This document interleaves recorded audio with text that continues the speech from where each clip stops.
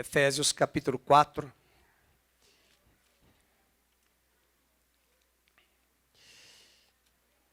Nós cantamos esta letra, esta canção, tirada desse texto bíblico, na época gravada pelo cantor Daniel de Souza. Só um aviso de correção, eu não falei isso, mas pode ser que alguém tenha interpretado assim. O cantor que nós assistimos é o Paulo César, do Grupo Logos, não tem nada a ver com o Cláudio Claro, tá bom? Depois a minha esposa falou, vamos pensar que esse é o Cláudio Claro. Não, esse é o Paulo César, do Grupo Logos, mas quem morreu foi o Cláudio Claro, de 60 anos, que gravou aquela música, Cristo levou sobre si as nossas dores, Pão da Vida, muito conhecida nas igrejas, se tornou uma música para a igreja evangélica conhecida na Santa Ceia. Vamos abrir no capítulo 4 de Efésios, verso 1. Rogo-vos, pois eu, o prisioneiro no Senhor, que andeis de modo digno da vocação a que fostes chamados, com toda humildade e mansidão, com longanimidade, suportando-vos uns aos outros em amor, esforçando-vos diligentemente por preservar a unidade do Espírito no vínculo da paz. Há somente um corpo e um Espírito, como também fostes chamados numa só esperança da vossa vocação. Há um só Senhor, uma só fé, um só batismo, um só Deus e Pai de todos, o qual é sobre todos, age por meio de todos e está em todos. Deus abençoe a sua palavra, que Ele fale ao nosso coração, mantenha sua Bíblia aberta. Vamos examinar as Escrituras a partir desta mensagem chamada A Base para a Unidade. Efésios 4, de 1 a 6. Você pode sentar, vou pedir à minha esposa o meu óculos.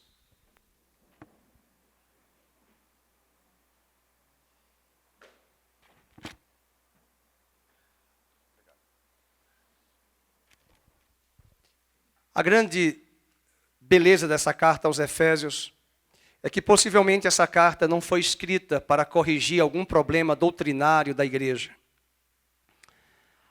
O apóstolo Paulo está preso em Roma e escreve algumas cartas chamadas cartas da prisão. Essa é uma delas. Quando Paulo escreveu a carta aos Filipenses, ele trouxe problemas doutrinários que estavam ali. Parece-nos que não há nenhum problema doutrinário naquela igreja de Éfeso no sentido de correção, de monitoramento pastoral, de desvios morais, como acontece em outras igrejas. Alguns acreditam que essa carta foi escrita, e eu acredito que é uma carta enviada não somente para a igreja de Éfeso, foi enviada para a igreja global, internacional, mundial, estou usando os nomes das igrejas neopentecostais, mundial, internacional e universal. Mas, na verdade, é para a igreja de Cristo. Essa é uma das cartas que nós deveríamos ler todos os anos, estudá-la, o conteúdo. É uma carta que agora, no capítulo 4, 5 e 6, nós vamos ter a prática do Evangelho, a prática da doutrina, que nos capítulos 1, 2 e 3, a doutrina foi tratada. Há muitos que pensam que a unidade da igreja será feita por um espaço físico, colocando todos os crentes do Brasil ou de Campinas em um prédio. Há muitos que pensam que a unidade dos cristãos será apenas em amor. Isso é um ledo engano. Nós podemos estar aqui como Igreja Nova Vida e estarmos unidos em espírito com muitas igrejas, irmãs nossas, espalhadas por Campinas, por conta de algumas premissas que nós vamos falar aqui, que o apóstolo Paulo pontua. Não existe unidade na igreja apenas em amor. Vamos nos amar. Esse foi o sonho de John Lennon. Ele falou que ele sonhava, ele tinha esse sonho de haver uma paz mundial, uma paz global. Isso é humanismo. A unidade da igreja, ela vai estar no Espírito. Esse mesmo Espírito que está em mim, que está em você, ele constituiu e tem constituído um corpo o corpo de Cristo, a igreja. E muitas pessoas tentam unir os cristãos de forma não bíblica. Alguns chegam até a dizer, abre aspas, nós não estamos interessados em doutrinas, mas sim no amor. Vamos colocar de lado as doutrinas e amar uns aos outros, fecha aspas. Isso é engano. Eu não posso me unir em nome de amor a uma igreja cristã que se diz irmã em Cristo, nossos irmãos em Cristo, que entendem que a salvação só está naquela igreja. Nenhuma igreja local é detentora da salvação. Nenhuma igreja local que prega uma doutrina antibíblica, eu posso ter comunhão com esse irmão, porque o apóstolo João diz lá na sua cartinha, e ele é o apóstolo do amor. Ele é o apóstolo do amor. João diz que se eu receber alguém na minha casa, que se diz irmão, e não traz a doutrina de Cristo, vou falar devagar para vocês entenderem, João disse, nem o recebais em casa, e nem o saudeis. Nós não estamos falando da doutrina de homens.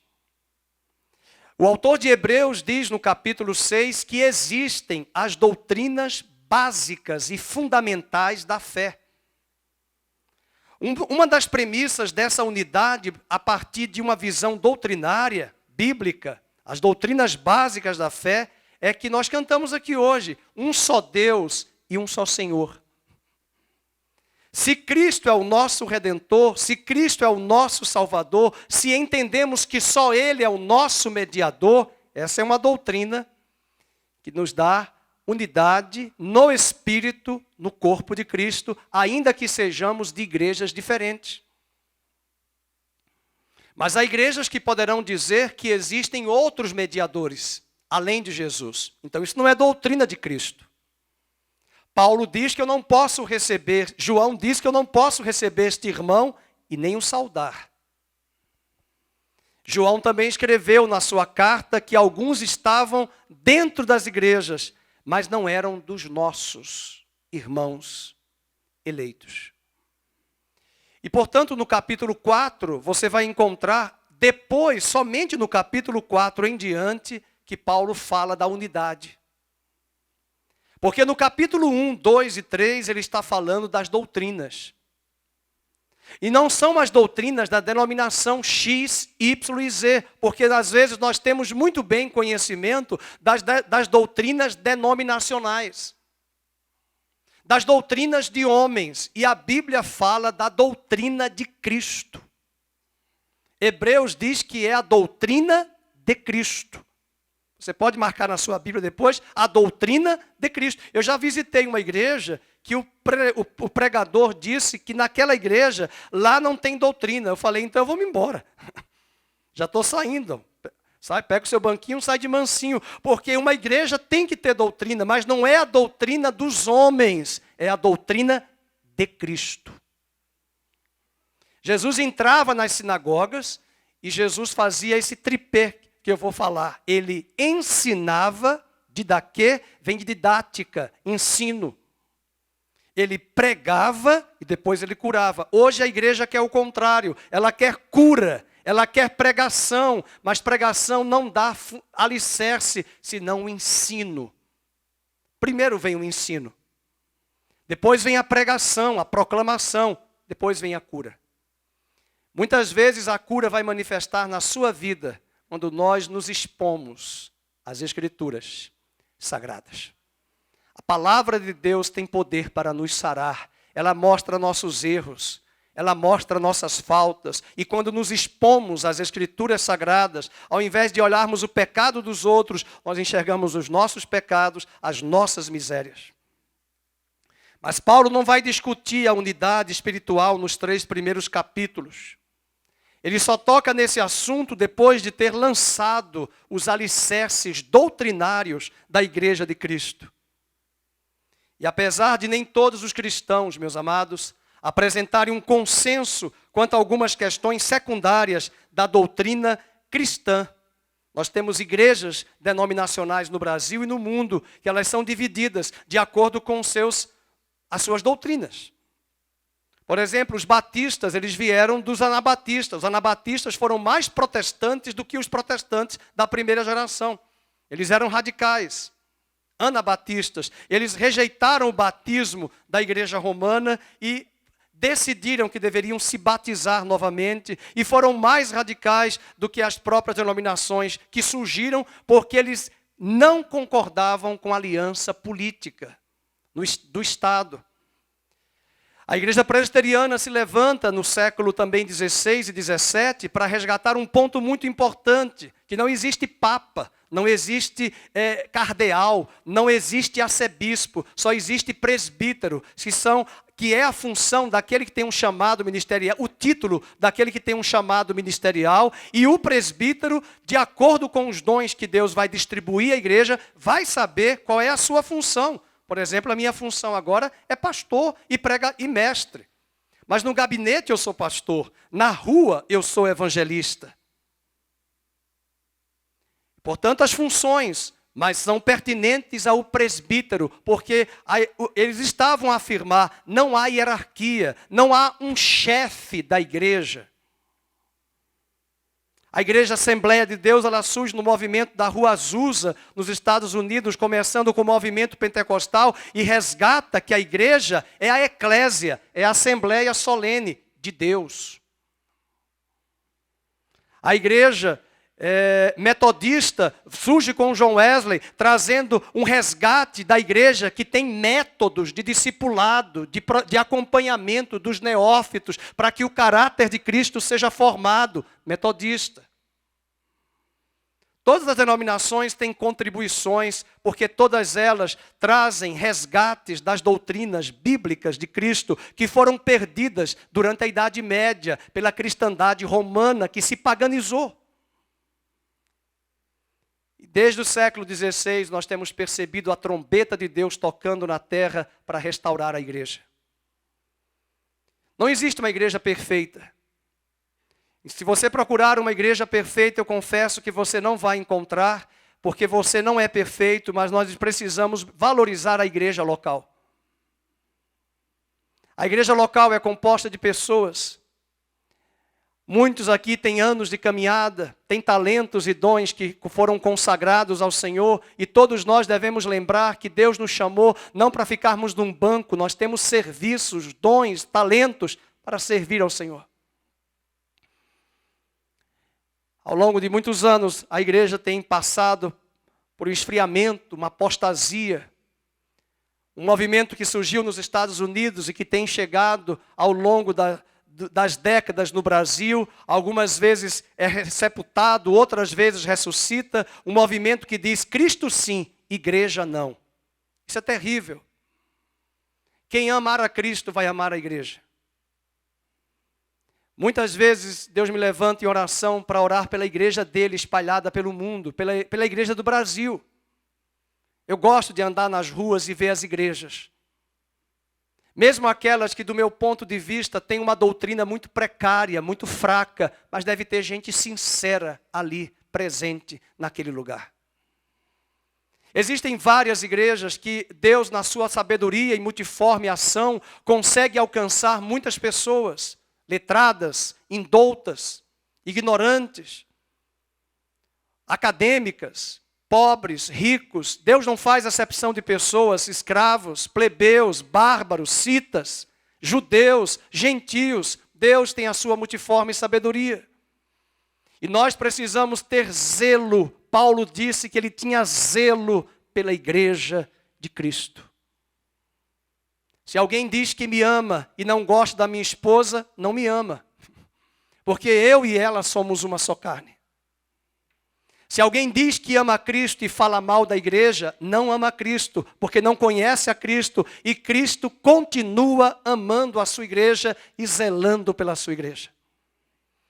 Uma coisa é séria, queridos, os anos estão passando, estamos envelhecendo, uma nova geração está chegando, e se Jesus não voltar nessa geração, essa geração atual precisa se levantar e deixar um grande legado a esta geração nova que está vindo. E nós precisamos mostrar para eles o quanto a igreja de Cristo é maravilhosa, é especial. Olhe para a sua família hoje de manhã. Com certeza, mesmo você dizendo, eu sou filho único, não tem problema, mas você tem primos, você tem tios, você tem cunhados. Nas melhores famílias nós vamos encontrar grandes problemas. Pessoas difíceis, mas ainda assim nós não desprezamos a nossa família. Nós não podemos desprezar a igreja local. Nós não podemos desprezar pessoas difíceis que podem aparecer na igreja. Há pessoas que não querem mudar. Há pessoas que estão nas igrejas, mas elas não nasceram de novo. Há pessoas que frequentam anos a igreja, elas não fazem parte dos eleitos. Paulo disse, João também vai na mesma linha, eles andaram conosco, estavam conosco, saíram para que ficasse demonstrado que não eram dos nossos. Alguns vão andar, alguns vão caminhar, alguns vão peregrinar, mas não são esses que são a igreja de Cristo. A igreja é uma identidade.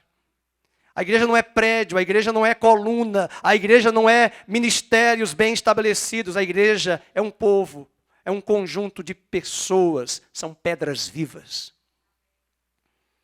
Paulo acabou de doutrinar no capítulo 1 as doutrinas que sedimentaram a formação da igreja. Nós fomos eleitos, nós fomos santificados, nós fomos chamados, nós fomos perdoados.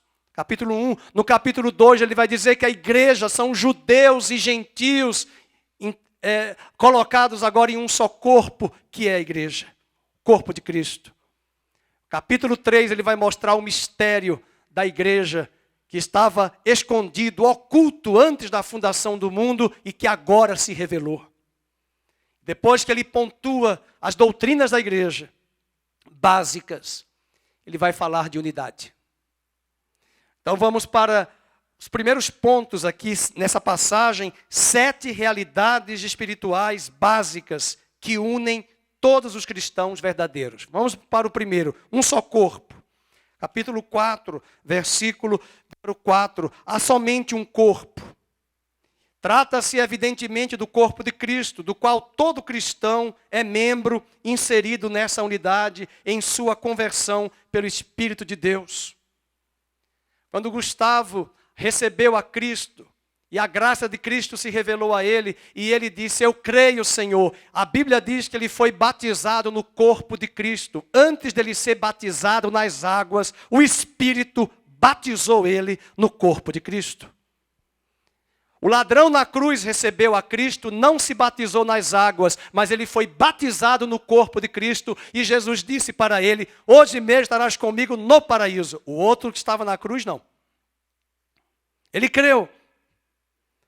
Todos nós, quando recebemos a Cristo, confirmamos a aliança, Paulo diz, fostes batizados no corpo de Cristo. E sabe quem te batizou? Olha para a pessoa que está do seu lado, o Espírito Santo.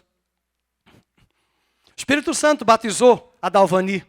O Espírito Santo batizou o Ricardo, a Patrícia, o Vitor. Batizou quando eles confirmaram e eles receberam pelo Espírito Santo testemunho de que são pecadores. Jesus disse que o Espírito Santo convenceria o homem do pecado, da justiça e do juízo. É uma ação do Espírito. E o Espírito testifica em nosso espírito que somos filhos de Deus.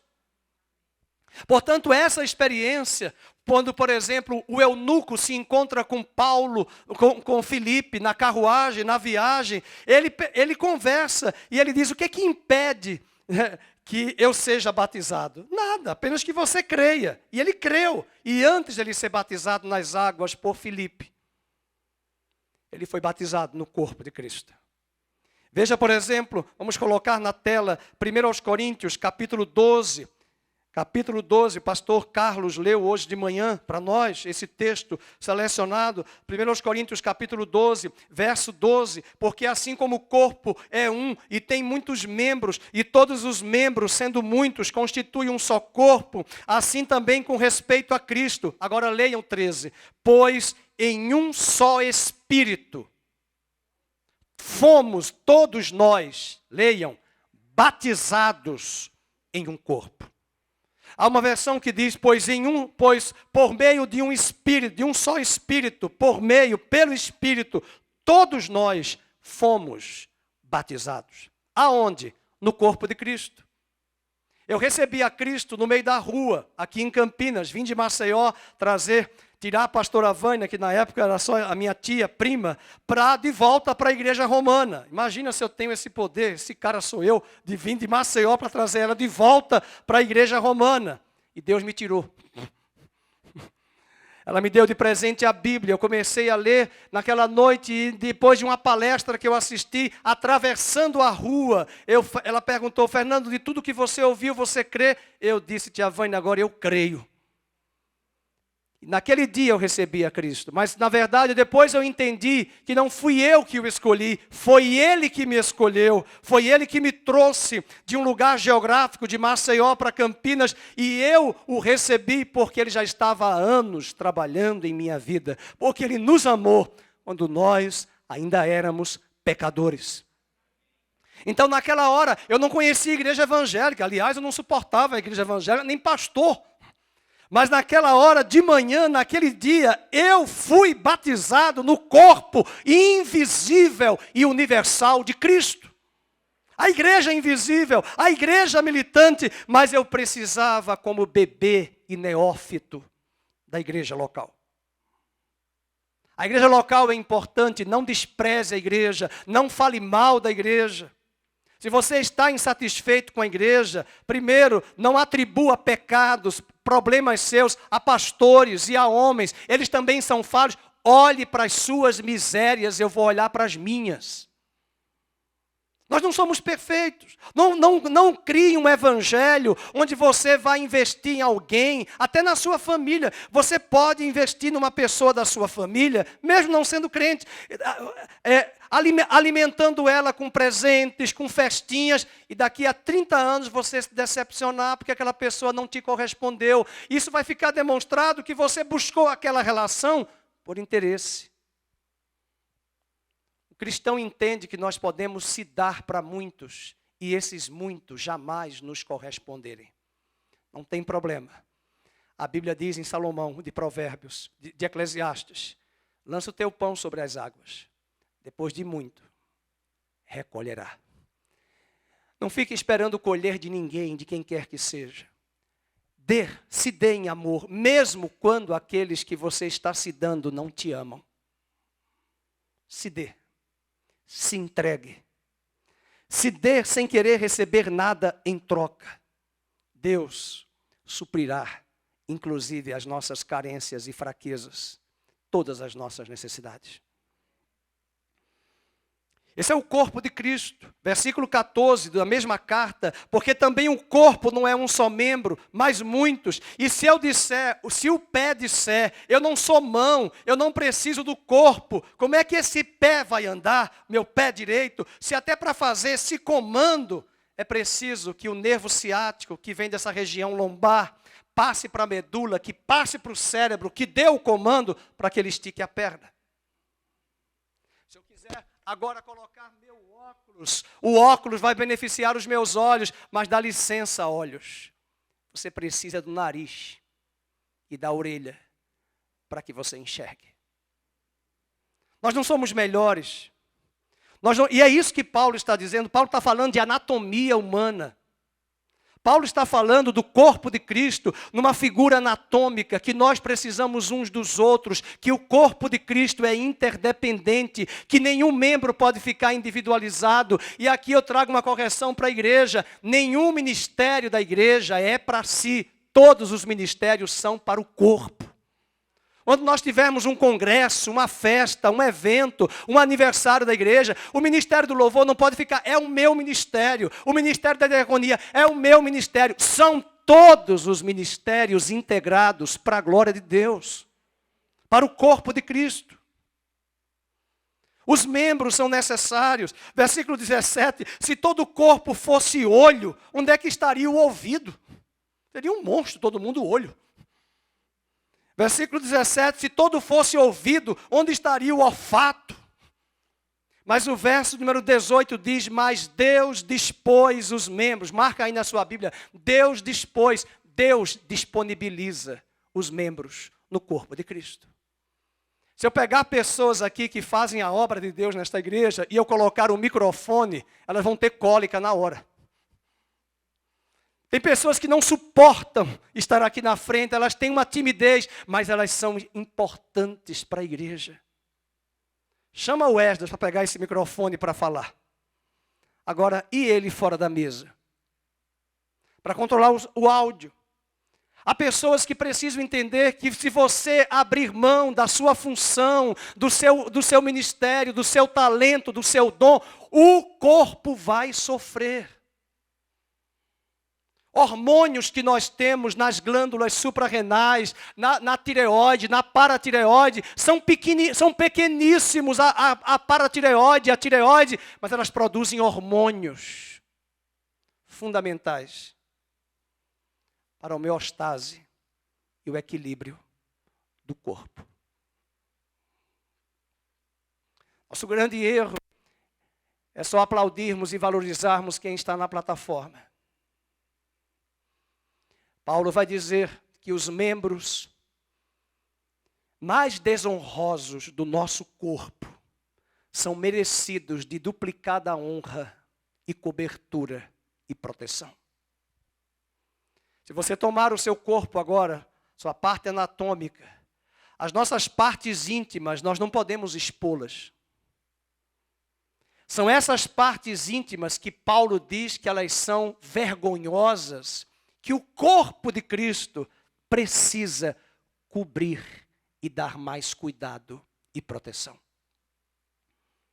Quando pecados morais, pecados sexuais chegarem à igreja por fraqueza, por queda, por escândalos, a mídia vai fazer notícia.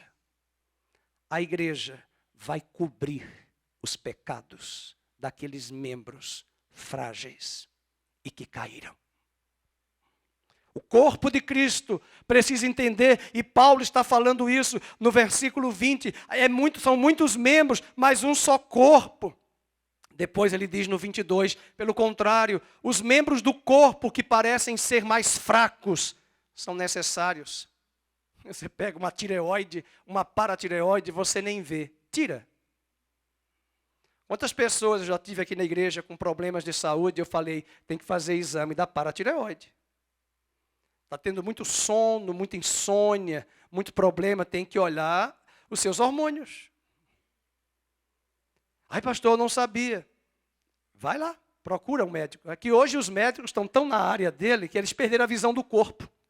O médico parece que olha para nós como um Frankenstein. Você está com um problema de pulmão, aí você vai no cardiologista, ele diz assim, tem que ir para o pneumologista, para um ortopedista que está com dor no pé. Aí no ortopedista você fala, estou com pulmão, então vá para o pneumologista. É cada um vendo as partes, é tudo Frankenstein, não consegue ver o corpo completo. Nós perdemos a visão clínica, nós perdemos a visão, a palavra holística, a visão total, plena, holos, completo do corpo. E estamos segmentados. E às vezes essa segmentação, que é importante por conta das funções, mas nós precisamos, não podemos esquecer que os segmentos, as partes do corpo, não podem ter vida se não estiverem conectados. E o versículo 23 nos diz que os que nos parecem menos dignos no corpo, a este damos muito maior honra. Você já deve ter perguntado para Deus por que nós temos esse dedinho. Eu sei que tem cotonete, mas ele ajuda muito a tirar algumas coisas no ouvido. Que não é tão necessário usá-lo para isso. Mas às vezes você quer limpar uma garrafinha, você vai lá, esse dedão não entra, mas esse entra. Às vezes nós desprezamos alguns órgãos, nós desprezamos alguns membros do corpo, mas eles são importantes. Eles vão fazer falta. Versículo 23 diz, também os que em nós não são decorosos, na igreja, revestimos de especial honra. Mas os nossos membros nobres não têm necessidade disso. Contudo, Deus coordenou o corpo, concedendo muito mais honra àquilo que menos tinha. O que ele está querendo dizer é que os órgãos mais vergonhosos, as nossas genitálias, as nossas partes íntimas, nós cobrimos. Nós damos maior honra, maior proteção. Deus é tão maravilhoso, com toda essa magreza que eu tenho, ai de mim se ele não tivesse me dado uma caixa torácica. Para que essa caixa está aqui? Tem gente que tem preconceito não, tem gente que tem problemas. Eu sou muito gordo, eu também sou magro, não gosto de ficar na praia sem camisa. Que é uma magreza só. Você vai contar as costelas. Então tem complexidade para a obesidade, eu também tenho complexidade para a magreza. E a pessoa vai ficar olhando para mim, olha, pai, anatomia. Já fizeram isso comigo na praia. Falei à minha esposa, agora eu coloco aquelas roupas que até protege de raio ultravioleta. Então, eu brinco, não é só com gordo que tem problema, tem magro. Então está aqui essa caixa torácica. Para quê, meus queridos? Muito simples, para guardar órgãos vitais, pulmões e coração. São estes órgãos que são sensíveis, que requerem mais proteção, mais cuidado, mais atenção. Portanto, o corpo traz essa aula, essa lição para nós. O fato de uma pessoa fazer parte de um corpo não a isenta de fazer parte de uma congregação local, pois é nessa comunidade que ela vai usar os seus dons e vai ajudar os outros a crescer. Irmãos, Deus está mudando os paradigmas do mundo contemporâneo em todos os sentidos. Um exemplo disso é a nossa mídia brasileira, que está muito desantenada com o que está acontecendo nos últimos 5, 6 anos. E essas realidades são paralelas. Nós não podemos viver a igreja do século XXI com os moldes e com o olhar do século XX, XIX. Cada um está vivendo em geração diferente. Nós precisamos pegar as coisas boas das gerações anteriores, mas entender que realidade é essa. E eu quero dizer a você, coloque os seus dons, os seus talentos em ação, invista em pessoas na igreja, no corpo de Cristo, para que esses dons reproduzam-se, multipliquem-se. O que você sabe fazer? Você sabe trabalhar com a parte de música vocal? Invista em aulas para as crianças, adolescentes, na igreja. Paulo pegou Timóteo, Paulo discipulou Timóteo, e quando Paulo está preso, ele disse, Timóteo, é você que vai ficar em Éfeso. É você que vai pastorear a igreja de Éfeso. É você tem um caráter de Cristo. Eu andei com você. Há muitos que estão procurando ministérios de holofotes, de ostentação, de plataforma, buscando grandes coisas, grandes eventos. Deus faz grandes coisas por meio de obras aparentemente pequenas. Nós estamos perdendo essa oportunidade de colocar os nossos talentos, os nossos dons em ação e investir em pessoas. Pode ser até que os homens da igreja local não valorizem, mas vai ficar registrado nos anais da história do impacto desse investimento seu na vida de alguém ou de terceiros. Segunda premissa, segunda realidade espiritual, um só Espírito. O mesmo Espírito Santo habita em cada um dos cristãos, de modo que pertencemos uns aos outros no Senhor. Veja no capítulo 4 de Efésios. Vamos voltar para Efésios, capítulo 4. O apóstolo Paulo nos diz, no verso de número 4, há um só corpo e um só Espírito com E maiúsculo. Nós encontramos cerca de 12 referências ao Espírito Santo em Efésios, pois ele é essencial para a nossa vida cristã. Só em Efésios, 12 vezes o Espírito Santo é citado. O capítulo 1 de Efésios, verso 13 e 14, diz que a irmã Lígia, que a irmã Fátima foram seladas com o Espírito Santo, o selo da redenção, da promessa. Nós temos o selo do Espírito, e esse Espírito que está em nós testifica que somos filhos de Deus. Alguém aqui já entrou de férias e visitou uma igrejinha bem pequenininha, bem simples, de um povo que você nunca congregou, mas entrou ali só para visitar. E você saiu perfumado com o aroma de Cristo. Você não conhece ninguém.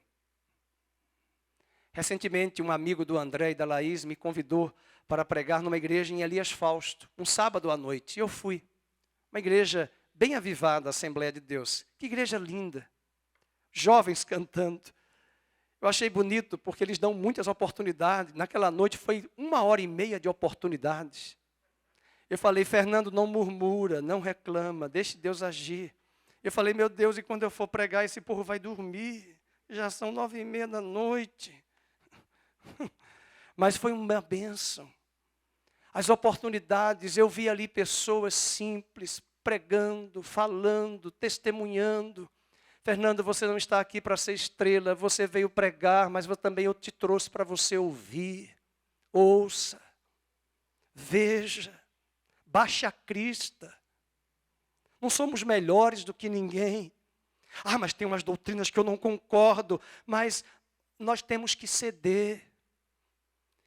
Para que o outro cresça e eu cresça, eu tenho que ceder. Eu não posso exigir que esse menino, que essa criança, que esse adolescente, que haja imaturamente, continue ali dentro do meu autoritarismo. Não pode ser assim. Mas Deus vai trabalhando isso nas nossas vidas.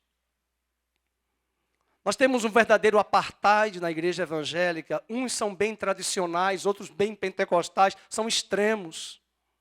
Nós precisamos do equilíbrio. Às vezes nós não queremos ceder. Nós nem queremos dialogar. E quantas vezes, uma certa ocasião, uma família me convidou para ir num bairro aqui em Campinas, que eu nem conhecia esse bairro, Floresta 4. E quando eu fui, alguém me disse, pastor, está preparado? E eu falei, por quê? E quando eu cheguei ali, queridos, era uma igreja de um pedreiro. Uma pessoa indouta, ele não sabia nem ler, pregava com a Bíblia de cabeça para baixo, ele nem sabe ler, não sabe ler. Mas eu nunca esqueci aquele dia. Eu vi uma situação lá que eu não gostei, eu passei mal, mas quando eu coloquei os pés naquela igreja, assim que eu cheguei no bairro, ele disse, pastor, aqui, não posso falar que está gravando ao vivo, fecha, porque eu ia dizer, aqui o bairro é perigoso. Aí eu falei, não tem problema, Deus me guarda. Vim aqui para adorar o Senhor. E quando eu cheguei na igreja, que eu dobrei os meus joelhos, meus irmãos, eu chorei por mais de 1h30. A presença do Senhor naquele lugar. Eu não conseguia parar de chorar. Eu não estava com problemas. Eu não estava enfrentando o problema. Eu nem sabia o que eu estava orando. Eu só chorava. Enquanto eu estava chorando, o pastor pedreiro chegou em mim.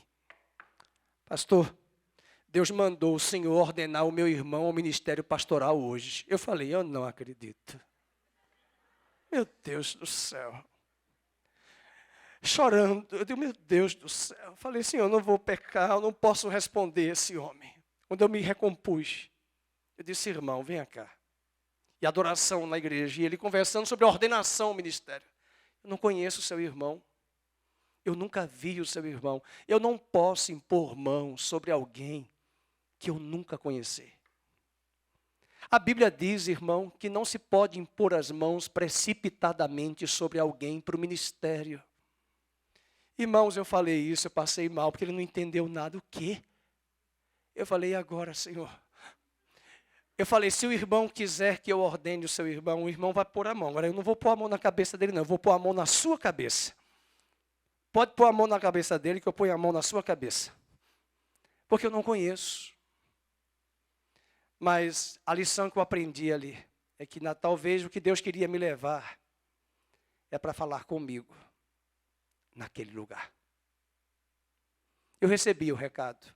Deus não usou ninguém, Deus falou comigo aqui.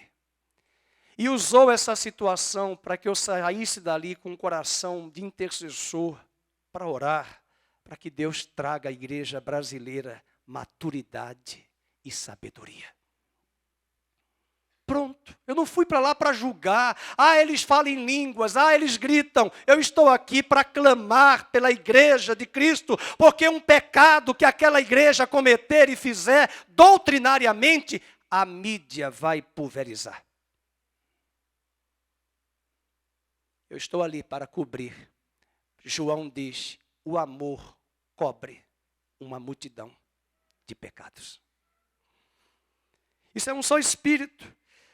Outro ponto, uma só esperança da nossa vocação. Volta para o capítulo 4, verso de número 4. Há um só espírito, como também fostes chamados, numa só esperança da vossa vocação. Isso trata-se de uma referência à volta do Senhor para levar a sua igreja para a eternidade. Essa mesma esperança está na Assembleia de Deus, vai dizendo amém. Essa mesma esperança está nos batistas, essa mesma esperança está no Nazareno, essa mesma esperança está na Católica, essa mesma esperança está na Igreja Batista, essa mesma esperança está na Nova Vida, porque Ele disse, eu virei, e Ele virá. Ele virá, Ele virá, e nós temos essa bendita esperança. Ah, pastor, mas na tal igreja lá tem os ídolos. Nós temos os nossos. Se a romana tem os ídolos físicos, nós temos os ídolos nas igrejas evangélicas, na nossa cabeça e no nosso coração. Um dos ídolos somos nós mesmos. Paulo disse que o Deus de muitos é o ventre, é o umbigo, é assim mesmo. O Espírito Santo que habita em nós é a garantia dessa promessa maravilhosa que Ele nos deu. Veja o capítulo 1, verso 14. O qual é o penhor da nossa herança até o resgate da sua propriedade em louvor da sua glória. O Espírito Santo é o penhor. Eu não sei se alguém já penhorou alguma joia na Caixa Econômica. Você deixa a joia, recebe o valor e depois você tem que voltar para pegar a joia pagando dinheiro. Ai de você se não levar o dinheiro, a joia fica. A joia de família, pois vai ficar, tem que pagar.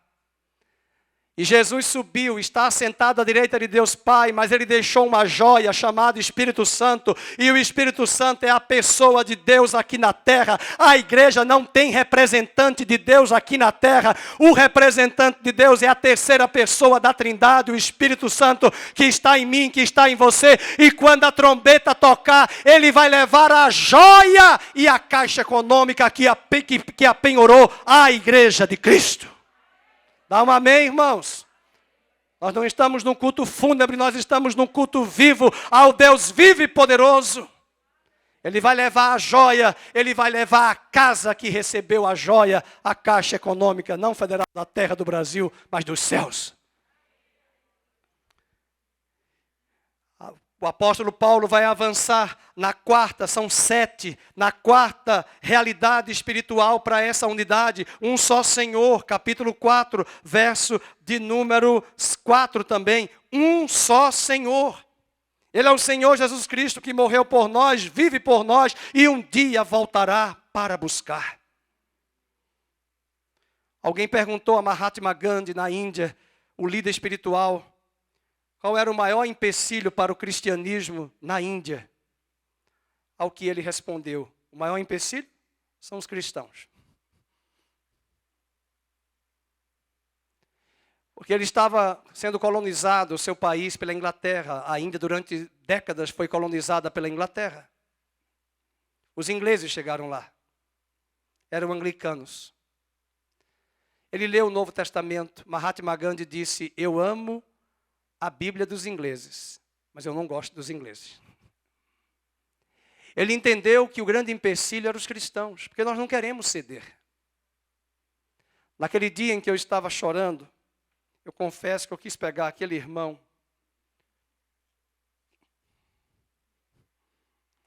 Eu olhei para ele e falei, eu vou chorar.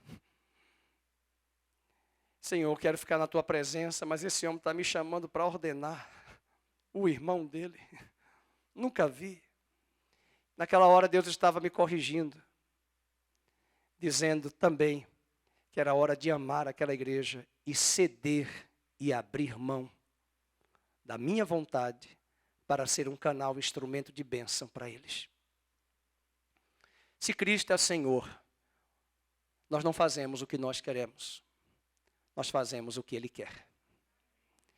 Paulo disse que quando há problemas na igreja, no que depender de vós, tende paz uns com os outros. No que depender, porque tem outras partes que não querem a pacificação, paciência, mas no que depender de vós, tende paz uns com os outros. Isso é o corpo de Cristo.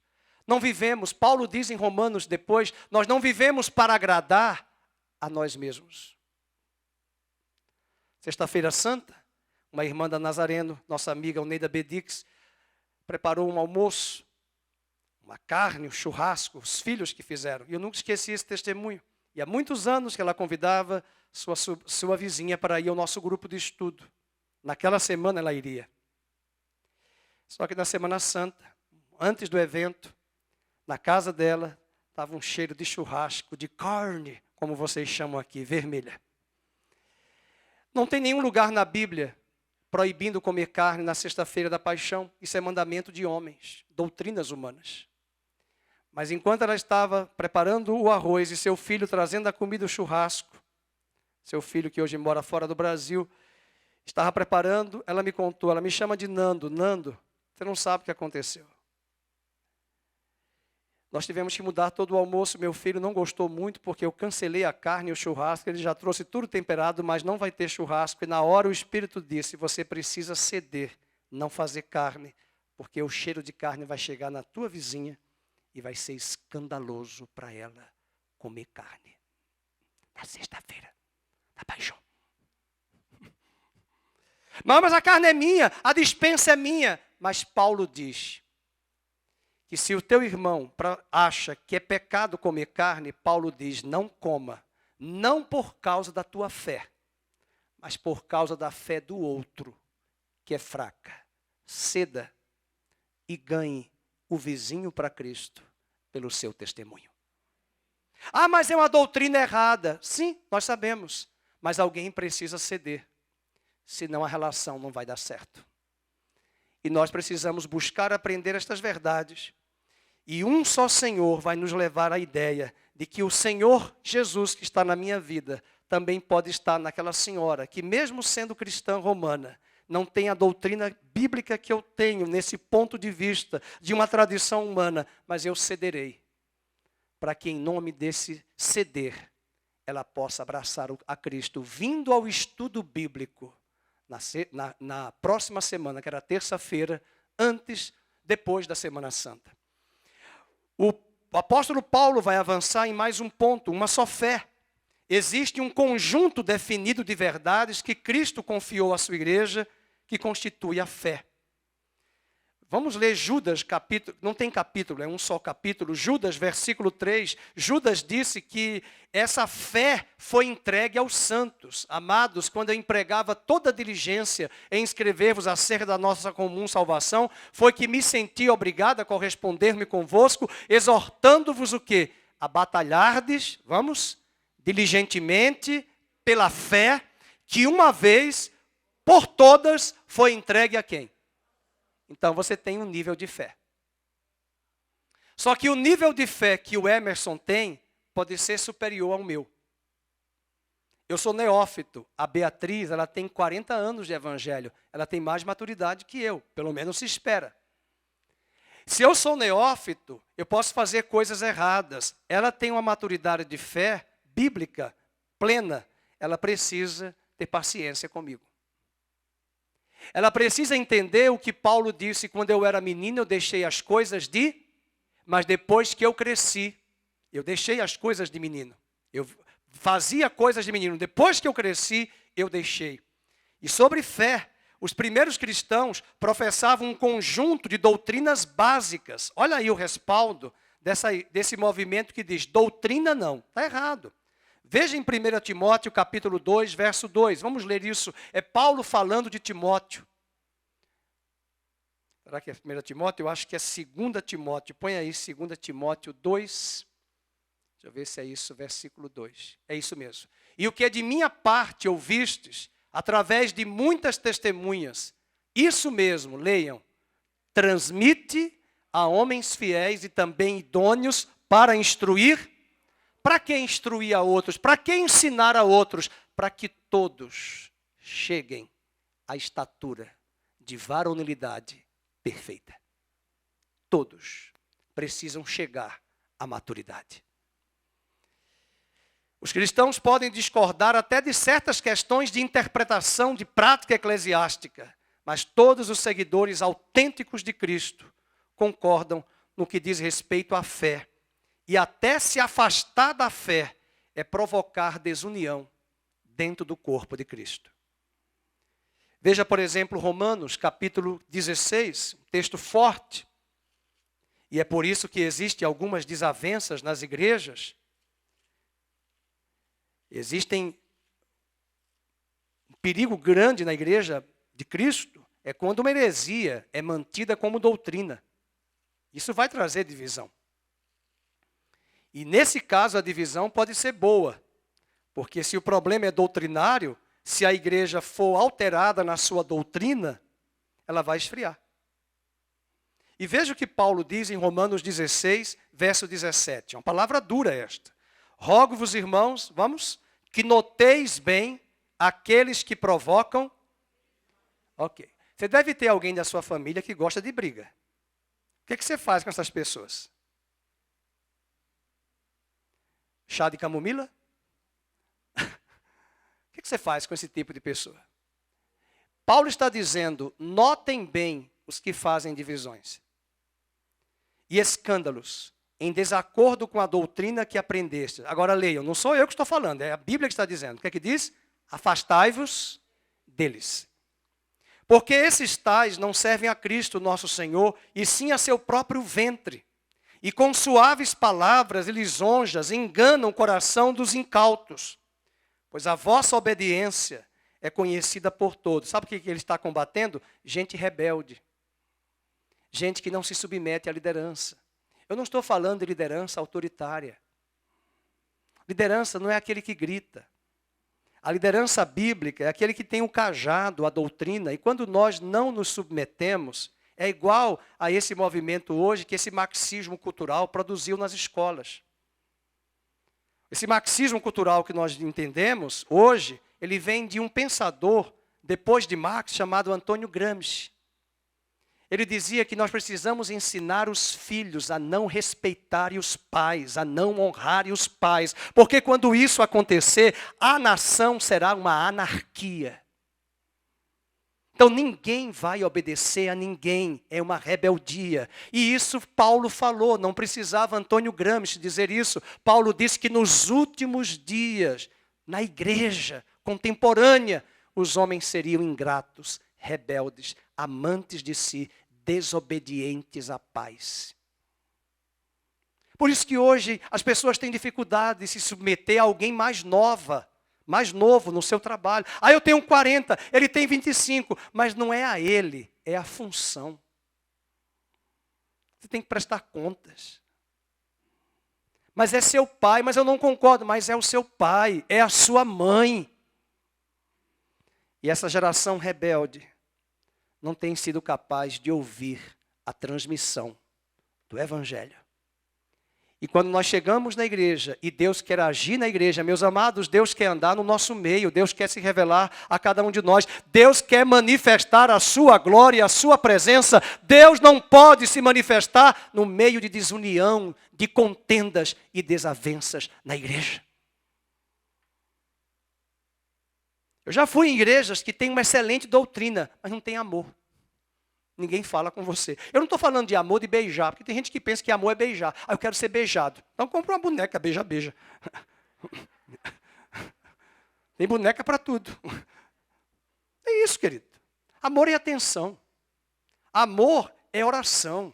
Amor é dobrar os joelhos. Amor é você, às vezes está no culto, você só fez isso com a pessoa. Ela já se sentiu amada. Ali, cumprimentou, já está ali perfumada por Cristo, porque ela se sentiu acolhida.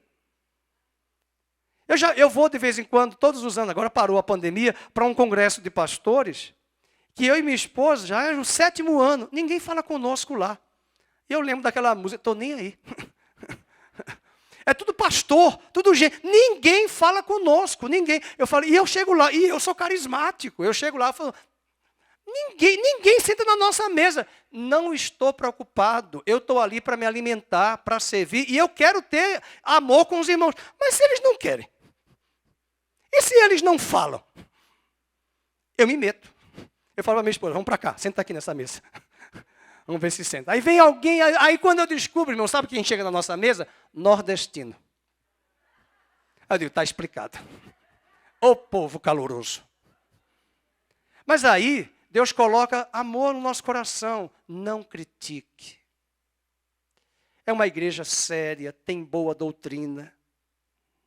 Mas às vezes, talvez por questões culturais, questões de formação, eu não vou me deixar envenenar e amargurar, porque não fui correspondido. É triste, você deixa de ficar numa igreja, porque eu não fui correspondido. Deixe isso para o neófito. Se você já tem anos, os anos estão ensinando a mim e a você que nós podemos dar muito e não sermos correspondidos, continuaremos a nos dar. Porque o nosso Senhor se deu quando nós ainda éramos ingratos e pecadores. Paulo vai falar agora de um só batismo. E nesta passagem, Paulo está tratando do corpo único de Cristo. Veja no capítulo de Efésios, capítulo 4, rapidamente. Efésios 4, um só batismo. Um só batismo. Uma só fé. Um só batismo. Esse é o batismo do corpo. Eu já expliquei isso. O sétimo e último. Um só Deus e Pai. Verso 6. Um só Deus e Pai de todos, o qual é sobre todos, age por meio de todos e está em todos. Deus está agindo no meio de todos. E você que está aqui, eu quero dizer, você é precioso para Deus, é preciosa para Deus. Eu sei aonde as ovelhas se sentam neste lugar. Irmã Lucilé não era para ficar aí o pastor Carlos, mas para cá um pouco. A Karina e o esposo estão ali, é o lugar deles. A Beatriz é aqui, a irmã Marilene é aqui. O pastor Felipe está sempre ali. A irmã Zezé, acho que as filhas puxaram ela para lá, mas ela sempre ficava aqui. A Patrícia está dando risada, a provocar. O Ricardo está ali agora, eu não sei porquê, mas o Ivan está sempre aqui. Eu vou observando. Você acha que nós não vamos sentir falta? Por que o Vitor e a Patrícia estão ali se eles já estiveram aqui e depois ali? Eu observo. E nós sentimos a falta. E quando nós sentimos a falta, se não podemos falar, podemos orar pelos nossos irmãos.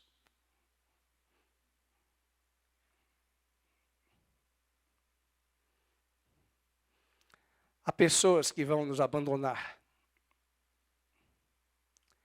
Há pessoas que vão ir para outros lugares, até por conta de trabalho. Mas a eternidade vai mostrar quanto essas pessoas são importantes. Por todas as igrejas que eu passei, 4 na minha caminhada, de Maceió para Campinas. De vez em quando, eu trago na minha mente e pergunto para mim, onde está fulano, Senhor? Onde está Beltrano? Pessoas que não são pastores, não são pregadores, mas pessoas que marcaram a minha vida. Eu quero vê-las na eternidade. Agradecê-las. Honrá-las. Há outras que sairão do nosso meio e precisarão sair até para ter outros ares, algumas para crescimento e maturidade, não tem problema. O que importa é que o amor vai permanecer em nós. Nós podemos ter uma atitude. Minha esposa sempre fala, amor não é sentimento, amor é uma decisão. Eu decido amar. Eu decido amar. E eu queria terminar esta mensagem lembrando que quando ele diz a um só Deus e Pai, Deus é Pai dos irmãos desta igreja e dos irmãos da Nazareno, da Assembleia, da Batista, da Quadrangular. Deus é Pai. São nossos irmãos. E quando a mídia falar mal de alguma igreja, quando o teto da igreja Renascer caiu em São Paulo, eu vi líderes na televisão dizerem, bem feito. Deus usou uma palavra dura no livro de Obadias, dizendo, por que tu dissestes bem feito quando Babilônia atacou a tua nação irmã, Judá? Dissestes bem feito, juízo virá sobre ti. Duas nações irmãs, edomitas que vêm de Esaú, e Judá que veio de Israel, que é Jacó. Ele disse, bem feito para Judá, quando Babilônia destruiu Judá. Deus disse, eu darei a palavra final e tu, arrogante e orgulhoso, te derrubarei.